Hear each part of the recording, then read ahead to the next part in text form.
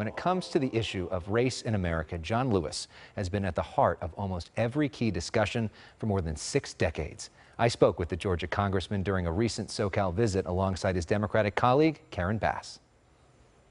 There are forces trying to take us back to another time and another place. Democratic Congressman John Lewis talks racism and activism in South LA. But we didn't give up. We didn't give in. We kept the faith and we kept our eyes on the prize. We spoke exclusively with the civil rights icon during his recent tour of the Community Coalition, a local group focused on activism. Now Congresswoman Karen Bass co-founded the organization back in 1990. His legacy is Community Coalition. In his 20s, John Lewis became a top deputy for Martin Luther King Jr. Lewis helped organize 1963's March on Washington and successfully lobbied for 1965's Voting Rights Act. During multiple decades in Congress, Lewis celebrated the election of America's first African-American president and publicly criticized President Donald Trump's rhetoric when it comes to race. Where do you see the state of race in America right now? As a nation and as a people, we made progress. We come a distance, but we still have a great distance to go. The scars and stain of racism are still deeply embedded in the American society. We have a lot of work to do. I think we have taken some definite steps back, but let me tell you what completely inspires me. Charlottesville, Boston, you saw tens of thousands of people out protesting against the increase in racism. I think the young people, our children, are going to help us get there. Because they've been reading the words of Dr. King, that hate is too heavy a burden to bear. What do you think Dr. King would think of this particular moment in history? Dr. King would say,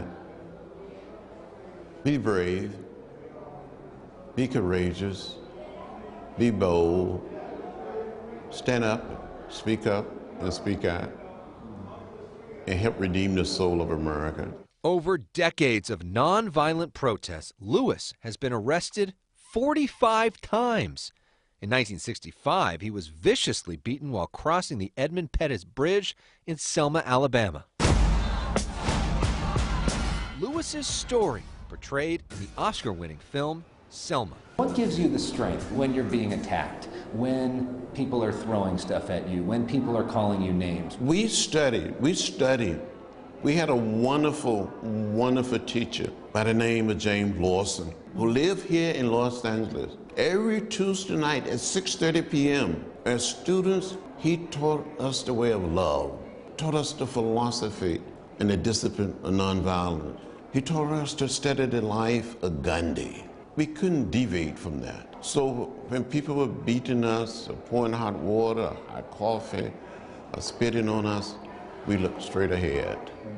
And we knew deep down within that we were going to have a victory. And Congresswoman Bass, I assume that you studied Congressman Lewis as one of the people that was one of your main inspirations. One of the most important things I get from him on a daily basis is the persistence, the commitment, the dedication, and the true love for people. That comes across with him everywhere he goes. So we got it going on at the Freedom School. The young people at Community Coalition performed for the congressman. Some of them recently spoke at the March for Our Lives in Washington, D.C.